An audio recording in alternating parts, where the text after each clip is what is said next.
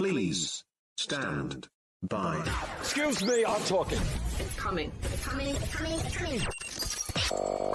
Warning. What is your name? I am Jay Ramone, and this is the Jay Ramone Podcast. If the FCC knew you were doing drugs on the air, shut us down! This gets more work done more accurately. I will sit down with bands, artists, chefs, business owners, and fellow Oklahomans to talk about their projects and dealing with day-to-day life. This stuff can give you brain damage. This is the Jay Ramone Podcast. Power of the internet is truly amazing.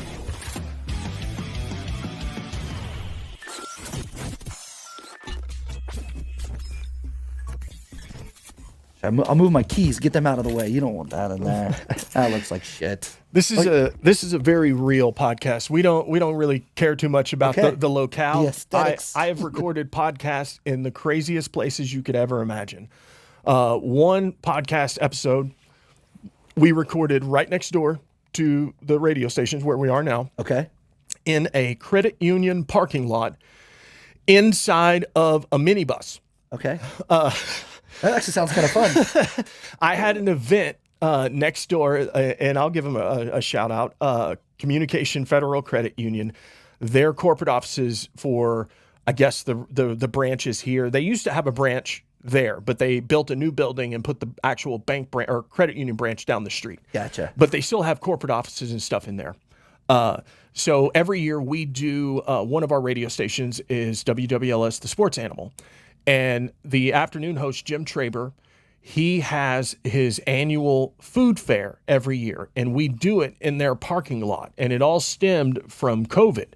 When COVID shut down everything, sure. The state fair went away. And one of his favorite things in the world was state fair cinnamon rolls, and he couldn't get one. And so when everything opened back up, we figured out who the vendor was. Nice. who made the cinnamon rolls at the state fair, and reached out to him. And we started doing this event in the spring every year. And it goes all day long. And we'll line that thing with food trucks and the official, cinnamon roll people and all Very this cool. stuff. And we'll do 4,000 or 5,000 people out there in an afternoon. But the event was still going on, and I'd already scheduled this interview. And so they rolled up, and I was like, "You got power in there?" And they were like, "Yeah." And we just set all of this stuff up inside this bus and did it. Man, that actually sounds all right. I was thinking that you'd did it in the parking lot with all the outside noise. I was like, man, I've done that too. That sounds I've done awesome. that too. Yeah. And I don't really care. That's the thing. Well, with the right mics, you can tune a lot of that outside noise out, right? And I just think it adds to it. Yeah, that's true too. I've always hated the stuffiness of a real studio. There's nothing inviting about a radio station studio. It's all very overwhelming. Yeah. There's racks and racks of gear that you have no idea what it does, but it looks really important. Sure. And 9 times out of 10, it's just distribution. It's not really altering the audio. It just looks really crazy. Yeah, sure. So I feel like the weirder and more strange the locale to record one, the better. Yeah, I get that. I kind of feel that way about music too. Anywhere that you can record that just sounds cool is nice. Getting away from real stuffy.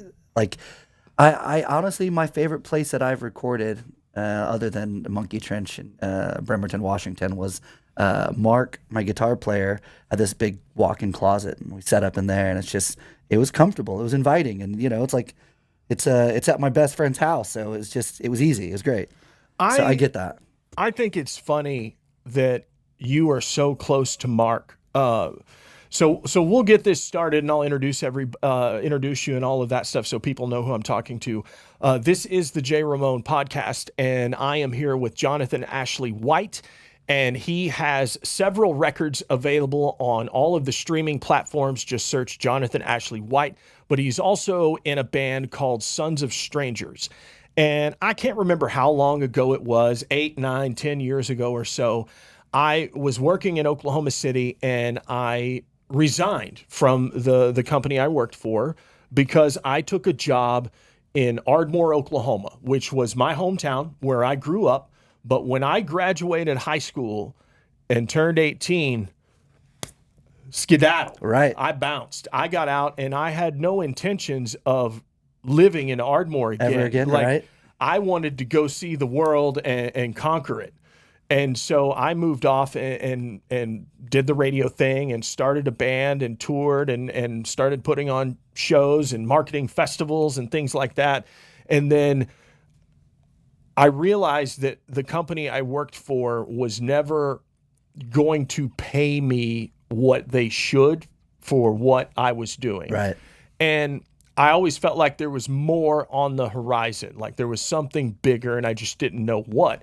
But back then in media, you had to sign a non-compete agreement, which meant I could not work in my field in the same market for 9 months after I left. Like I would just have to go get another job. Doing something completely different. Which is total bullshit. Yeah, you know, I agree. Nobody should ever dictate how you earn a money and feed your family and pay your bills. Absolutely. You know, because I guarantee you those people at the top are not putting in the same effort that I am. Yeah. 100%. I'll lap you, promise you that. So I moved to Ardmore, Oklahoma, and I'm not sure exactly what I'm getting into. I know that I am going to take over the morning show for this rock radio station, and that I am going to do the midday shift on a country radio station, and that I am going to do a Red Dirt specialty show, and that I am also going to be the program director of the rock radio station and programming it musically. Right. So when I was growing up in Ardmore in my youth, the only rock radio station we had, it signed on right as I was going into 6th grade, was The Edge in Dallas. Yep. And it was an alternative station. And the only reason we got it in southern Oklahoma was because the tower for this radio station wasn't in Dallas. It was actually just south of Gainesville, Texas. Okay. So that's why the signal was so strong in southern Oklahoma and North Texas. That makes sense. But it influenced Ardmore, Oklahoma substantially. I would agree. Because before, outside of country music, the only thing we got was what we were served on VH1 and MTV. And MTV wasn't available on cable until maybe 4th or 5th grade for me, so mid-'80s.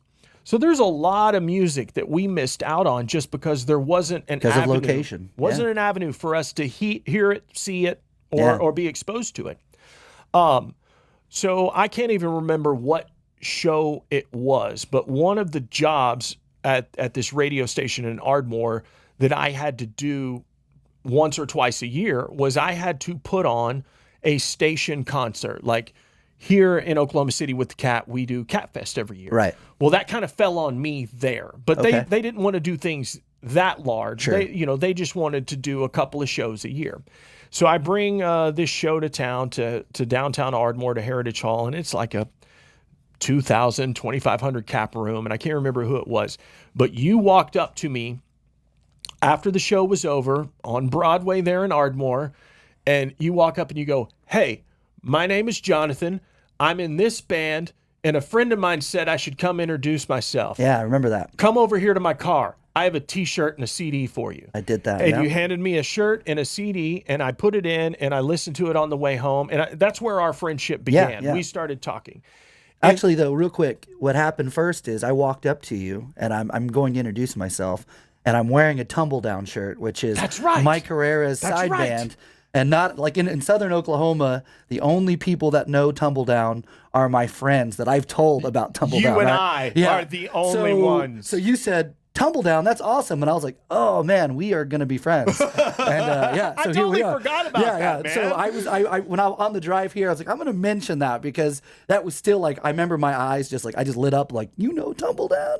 So Mike, Tumble Down brought Jonathan and I together. Yeah, very cool. So that record that you handed me that night, that was a Sons of Strangers record. It was, yeah. Where did you record that one? That was actually recorded at Mike's studio. That was the one. Yeah. Okay. Yeah. So you Monkey Trench Studios in Bremerton, Washington. The fact that a guy from Ardmore, Oklahoma, who is into the same music that I am, several years apart, we did not know each other at all, but have the same love for music and the same style passion, of music. It's unbelievable. So Sons of Strangers goes to Washington, and you go in and you record this record with Mike Herrera from MxPx. How did you set that up? Because you hadn't toured with MxPx. No, very little like any of that at all. Like in my old hardcore band, we did some runs, but I'd barely even call those tours. So what happened is the same friend that told me to come talk to you is Taryn. He was in you put on a show, and his band Indigo on Blast, I believe they opened. That's right. And he's like, you need to meet him. You're going to think he's a cool dude. So that's why, I came up and spoke to you. But we went to the farmer's market in Oklahoma City.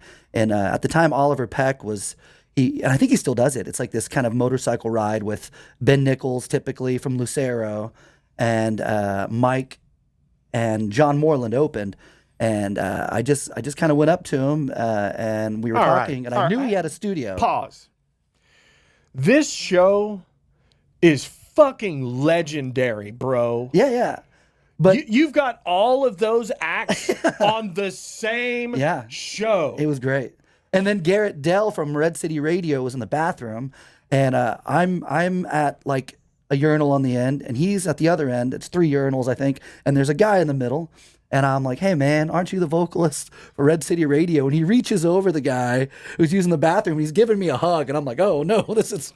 That's my dude, bro. Trying not to, make a big mess. And it was awesome. But yeah, it was the same night. Here's the thing. We don't give a fuck what the guy in the middle thinks. Yeah, no, it was like one of the coolest nights, and I spent a lot of time in the studio and just communicating back and forth with Mike without mentioning how big that was my first love. Like I started playing music because of MxPx, right? Like I was total fanboy, but trying to be like, no, dude, you're just an adult. You're just recording this record. But yeah, anyways, I talked to him at the farmer's market. I knew he had a studio because I followed all the social media stuff, and I knew that Tumbledown had recorded there, and I think that at that time they released an MxPx record not too long ago that I knew was recorded there, and I just threw it out there. I was like, I saw Tumbledown for the very first time at the Blue Note at the venue where you're playing tonight. That's awesome. That's I've actually, and it's such a bummer, but I've never got to see Tumbledown.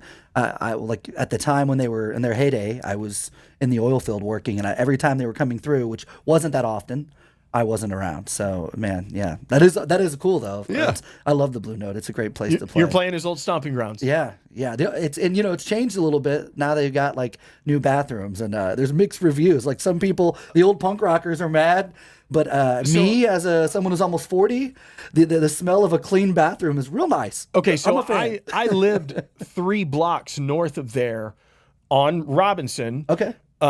In my mid to late 20s, when it was not nice, and the area was not nice.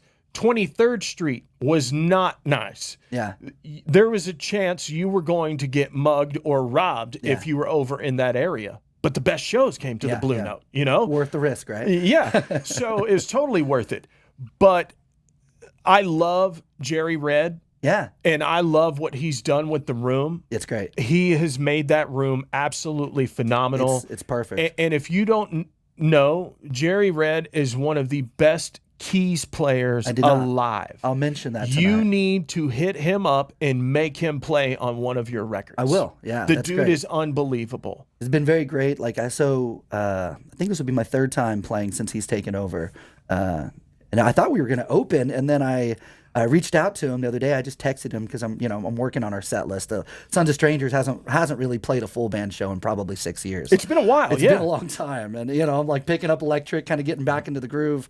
I'm like, what songs? Well, first of all, what songs do we all know? So I call him or text him, and I was like, hey man, what's an opening set? And he's like, oh, you guys are gonna play last. And I was like, oh, that means we need a few more songs. But yeah, so I'll definitely mention that to him later. That's gonna be great. So you're in Ardmore, you've got this band together, and you and I are developing this friendship, and that's when you mentioned to me who your guitar player was. Yeah. So your guitar player, Mark Sullivan, he was in a band from Ardmore, Oklahoma called Cardinal Trait. And I lived with this guy named Aaron Vaughn from Dixon. I didn't know you guys lived together. In Durant. I say I lived there. I crashed on their couch. Okay. I was like the quasi homeless guy who would show up and beat on the door and crash their place. I feel that. But I was there in that apartment when Aaron picked up guitar. Okay. He got an acoustic guitar and he started teaching himself how to play. And the first song he taught himself how to play was that What It's Like song by Everlast. Oh, man, that's still a great song. And then he just kept going from there and kept going from there. And at that time, MxPx 20 had just came out, and he and his brother were both really into MxPx 20. And, Josh, right? Yep, Josh, and former pitcher in the Montreal Expos organization. I want to say I have heard that, yeah. But Aaron, I'd moved to Claremore, and we stayed in contact, and we'd see each other on the holidays or whatever. But he calls me one night, and he says, hey, I want to talk to you about some things. He says, I've started this band. He said, we're starting to take off, and we played this showcase for this guy who's got a record label. And he wants to put us in the studio, and I kind of need some advice about this contract. Will you take a look at it? I was like, absolutely. And he sends it to me, and I read through it and all of that stuff. And it was pretty clear language. Obviously, the guy who owned the label was an attorney or very knowledgeable on it. And so I crossed out some things that I told him that he should have changed, because I told him that they should own their publishing and own their songs. Right. Don't give any of it up. Yeah. And so I think they had that change. They may or may not have. But the deal was they could pick where they wanted to go record. Yes, yeah.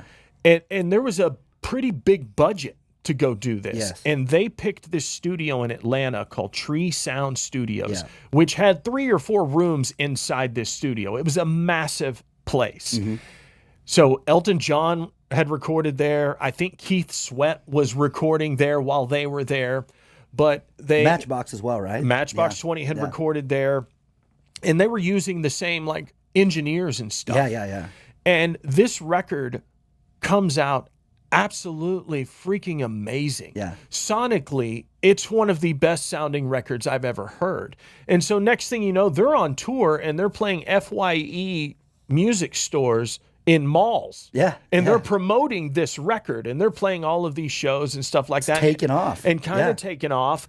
And I'm in Tulsa, and I'm a presenter for a music award show put on by the Tulsa World. And so I call them, and I'd be like, hey, you guys come up to Tulsa and be my guest at this deal, and let me introduce you to everybody and start networking so you can start building here.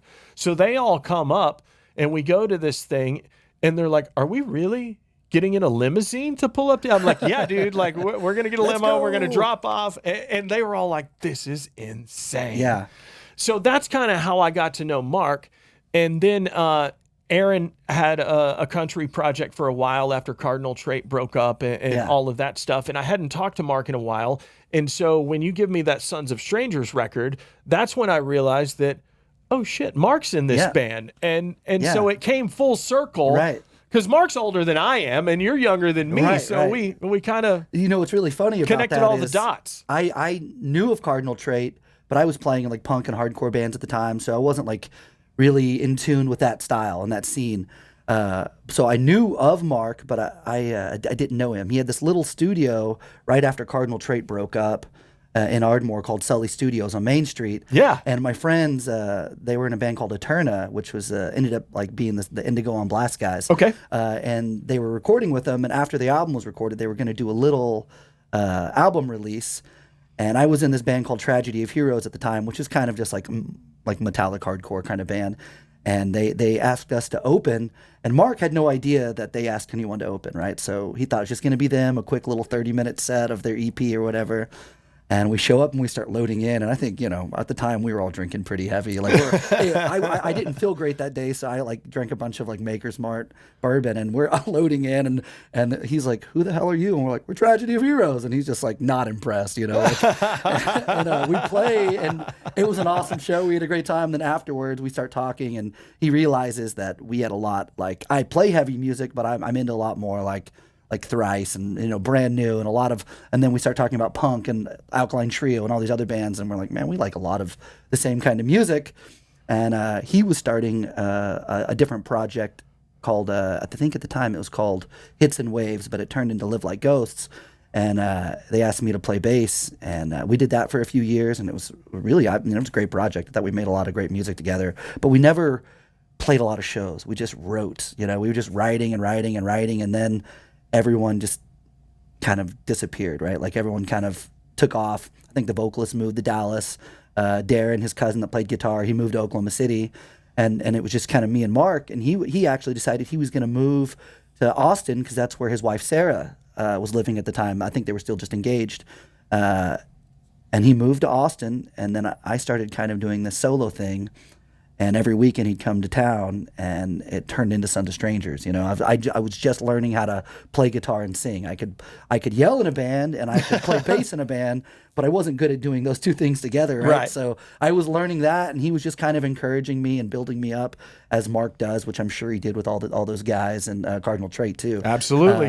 And he just made me a better musician, and then slowly it turned into Sons of Strangers. That's how. He became my best friend, and we've been best friends ever since.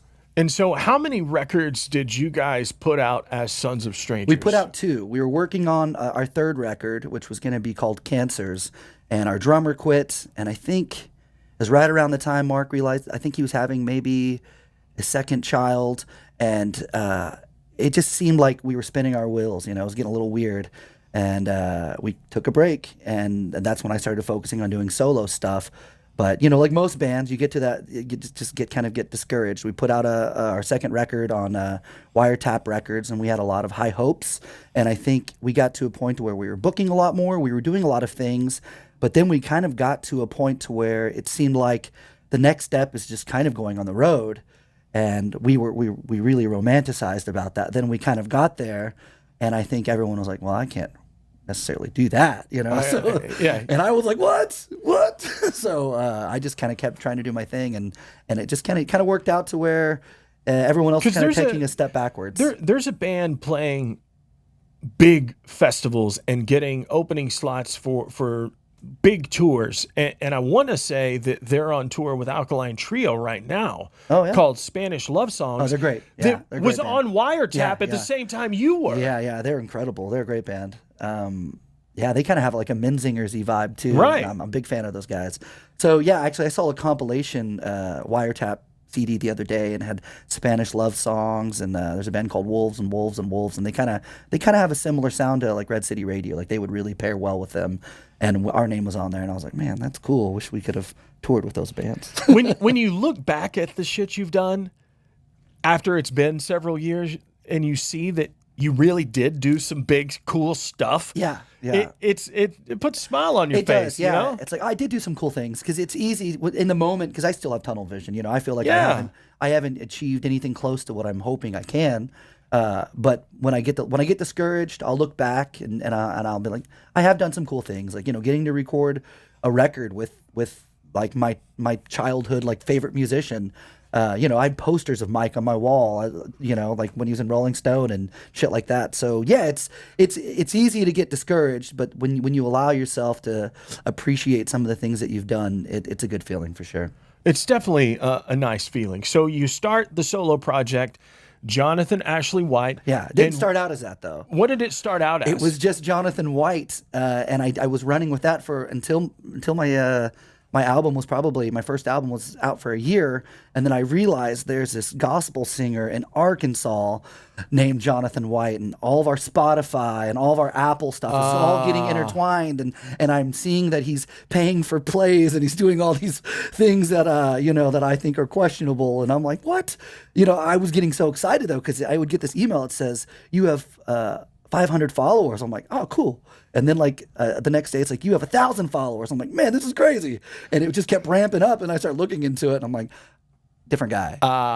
And then I started getting emails from people. They're like, I like these songs. Do you also do gospel music? And I'm like, no, very much not that, not at all. So I had to figure out something that I want to go with another name. It's like, but then I was worried that people would just think it's another band, because I just stopped kind of doing a band thing for a while.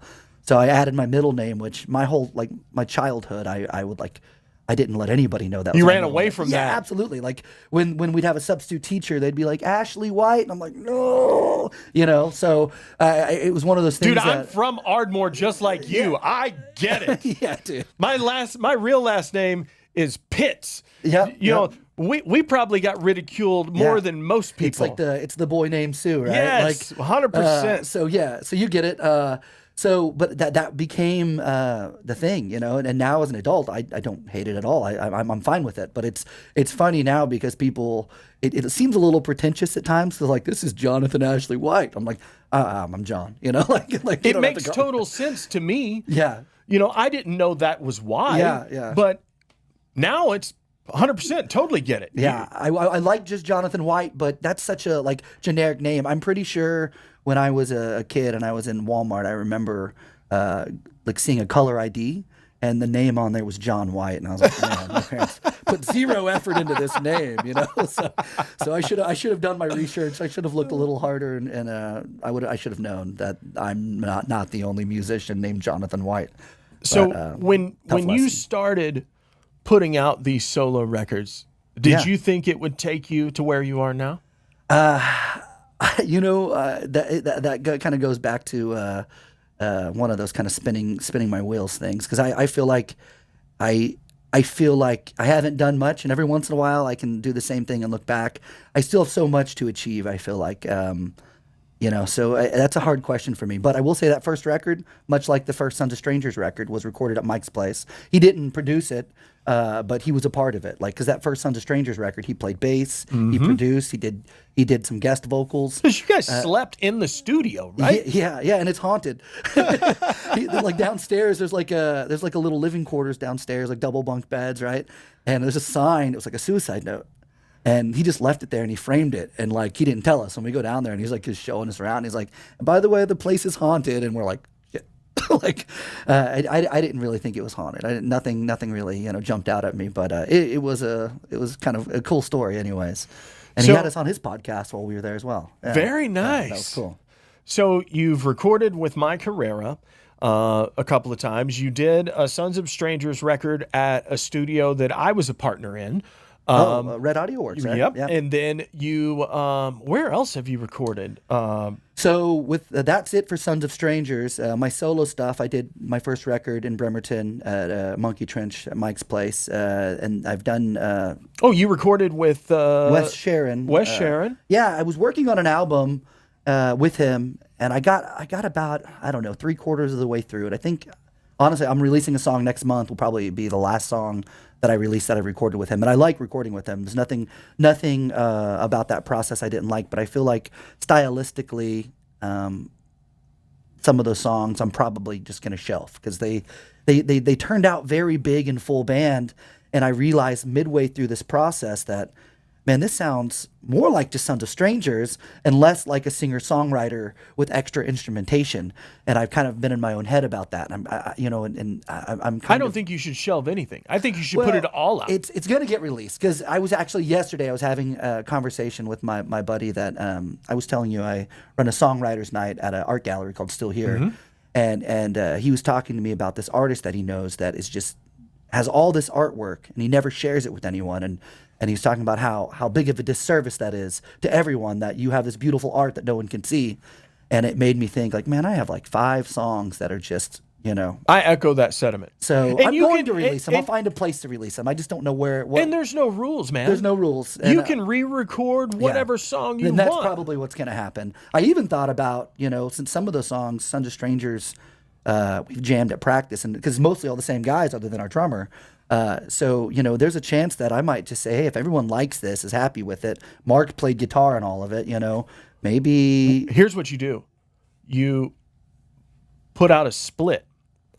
Sons of Strangers, Jonathan Ashley White. The 2 versions of it? The 2 different versions. That sounds great. Mark actually has mentioned something like that. I think that would be cool. Yeah. On a vinyl, one side's one, one's the other? It might, I think on a 7-inch, I think you can get 15 minutes? I think on a 7-inch, I think you get 7 usable minutes on each side, right? So if those songs are short enough, we can just cram them on there. That would be cool. That would be cool. That's not a bad idea. And I can make Sons of Strangers pay for half of it. That's right. You guys get side A. I'll cover side B. All right. But yeah, no, man. I mean, I'm still looking forward with a lot of this, and I feel like I'm really gaining some ground. The thing that's when I tell people I'm from Ardmore, and they're like, I've only been through there. I stopped at the Flying J. You know, I was on my way from Dallas to Oklahoma City, and I had to stop for fuel or something to eat. So a lot of people don't know about Ardmore. And the thing that's great about Ardmore is the location. I mean, I'm an hour and a half from Dallas. I'm an hour and a half from you here in Oklahoma City. And in theory, that sounds great. You can go play shows wherever.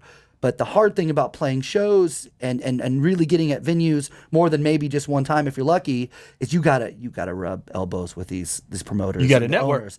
And as a guy that is able to go to these shows, but then I have to turn around and go home. Like, I'll go watch some of my favorite bands in Dallas and in Oklahoma City, but after the show, I don't get to talk to the promoter. I don't get to talk to the venue owner. I got to go home. It's 2 hours, or if I stop for food, and then I got to maybe work in the morning. So I support all of these venues, but I don't get the opportunity to really know them. So it's hard to get in consistently. And I feel like with this kind of songwriters night that I'm doing, I'm not doing that with the venue owners, but a lot of these musicians that I've befriended, they get to come play Ardmore, and in return, a lot of them are trying to help me get into gig swaps are how it happens, bro. That's how it a happens. DIY punk rock kid. That's all I ever did. Play here, and then you get me there. I'll tell you this. I never thought in a million years that R.R. Williams would ever be playing Ardmore, Oklahoma, and you brought Mike to town 3 times. Yeah, that's he's great, unbelievable. man. Yeah. I message everyone I know in town when he's playing, and I'm like, look, I know this is a Monday or a whatever day. Yeah. Go watch this. Yeah, it's great, and I feel like what I was worried about at first, because this art gallery still here, it's a great like abstract art gallery. It's cool. I mean, everyone that walks in there is like, it's a rad space, man. It's got a vibe, right? But the problem is, like you said, it's a Tuesday, but I feel like there's a real demand for listening rooms. Like you can go. A lot of artists at my age, like they find themselves playing in a lot of like breweries and sports bars, and those are great. They have a place, but not everybody wants to compete with the television and over mills and just people being loud and these great songwriters that you really don't get to hear a lot of what they're doing in some of those places. And some people actually want to listen to the music. Exactly. And that's what we grew up on, right? Like I went from playing in these, I might have only had like 10, 15 people watching my band, but those 10, 15 people, they were into it. They really cared. And I feel like that's kind of what we're trying to do we're building a community of people that come. It's typically between 20 and about 35 people. And all of them are if they didn't know each other from week one, at this point, we're all friends. It's a lot like a scene. It really is. It's just most of us are in our, like late 20s to early 40s that are hanging out there. So it's a chill scene. Everyone's sitting down and listening. So these guys are willing to travel. Like I have a guy coming next month from Austin, and he's willing to do it because he knows it's a good room where he's going to be heard. It's a place where you can come play and your batteries will be recharged, because you get pelted with gigs that I hope this goes good. And maybe it's good, but it's not as rewarding as other than maybe making a couple $100. So you walk away sometimes, and sometimes some of those gigs feel soulless. And I think what we are trying to achieve is a place where you might not make a lot of money, and it might be Tuesday, but you will leave riding a high for sure. And I get to do it every week. I love it. Yeah, dude. I wish it was happening when I lived there. Yeah. And I used to book a bunch of like punk shows when I was a kid, and then it just kind of. It felt like all my friends and all the people I knew kind of moved away, and I was still there. So I stopped like doing shows. And when I thought about doing it in the future, it was just like, I'm going to lose my ass, Right. I'm going to lose a lot of money. So there's another art gallery in town. It's called Marvin's Place.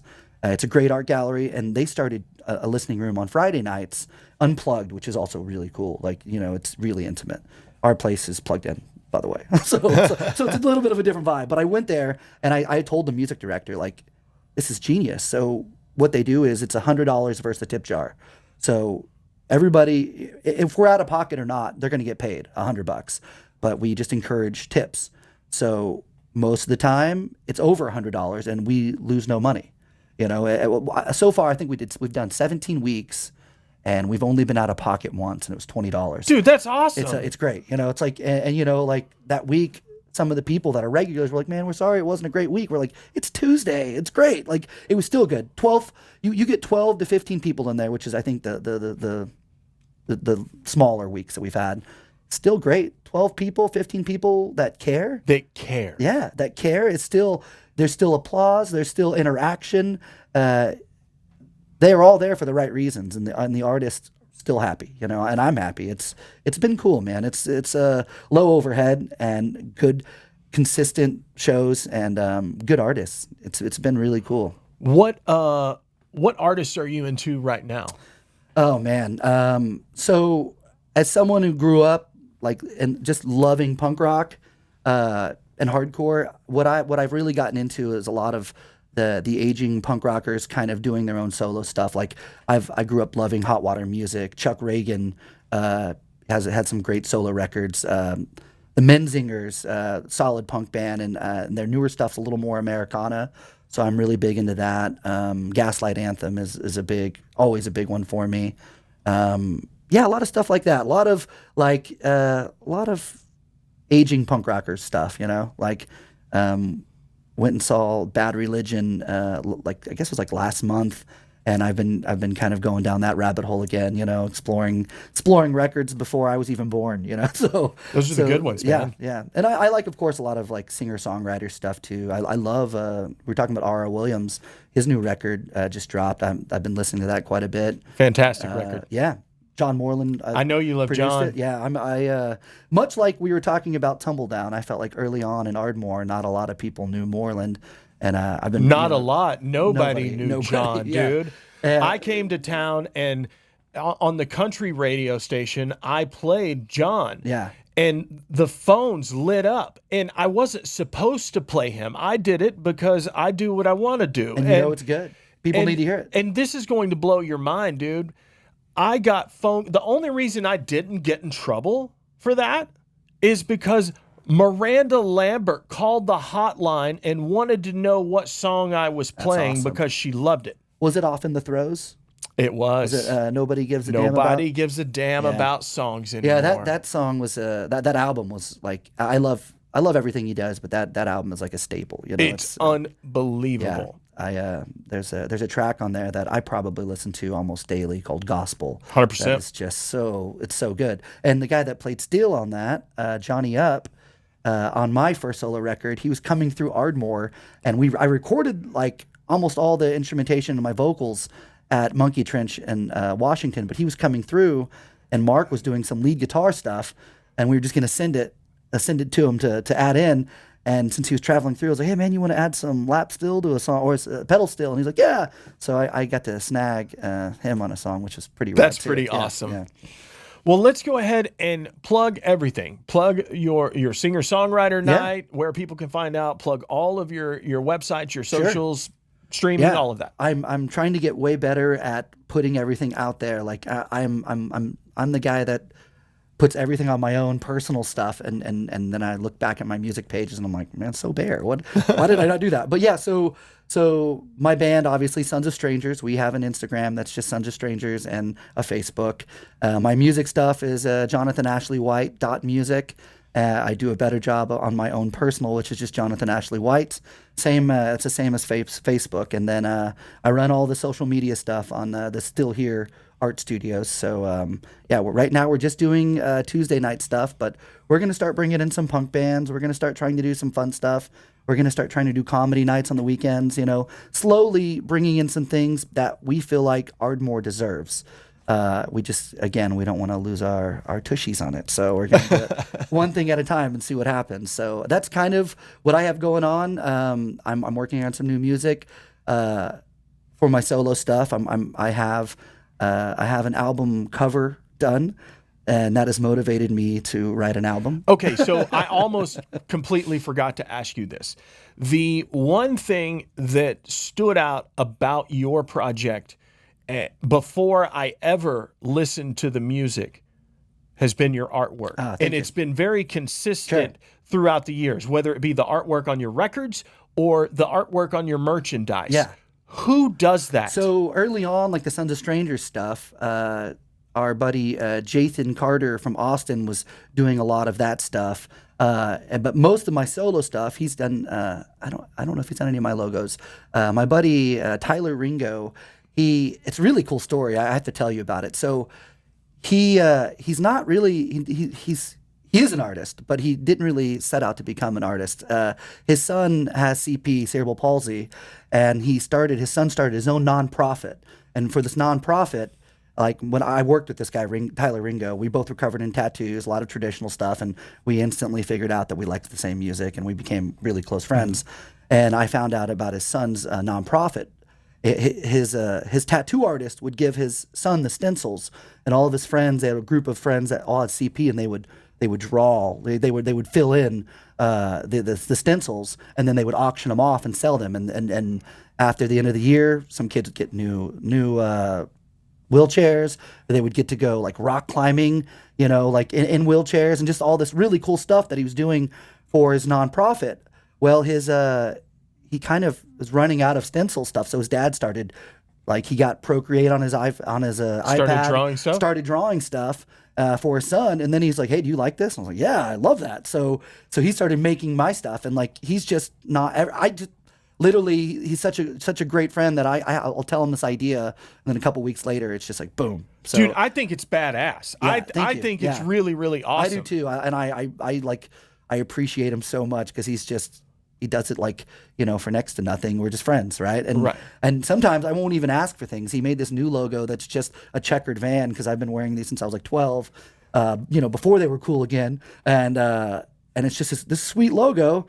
And he's just like, "This reminded me of you, so I made it for you." Like those kind of things. And it's just, it's kind of, I've had a few people say that, like, it kind of just goes hand in hand with like my music. Absolutely. And it's like, the vibe fits. Please judge a book by its cover when it comes to my music. Yeah, I feel like you nail it. Yeah, thanks, man. Thanks. Yeah, it's great. And Jathan was awesome too. And we're talking about doing some more Sun stuff. And I'd love hopefully he can, maybe do the artwork for that, because he's great too. He's super, super talented. It's just, I think it goes hand in hand with, I think, like good tattoos and maybe not even good tattoos, but like sometimes crappy kind of traditional tattoos and punk and cowpunk, all that stuff kind of go hand in hand, right? 100% goes hand in hand. It made sense when I started thinking of how I wanted things to look. Very tattoo-esque. I love it. Thanks, man.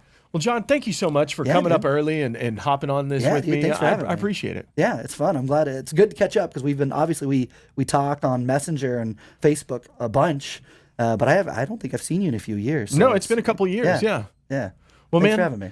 You guys check out Jonathan Ashley White and Sons of Strangers. This is the J. Ramone Podcast.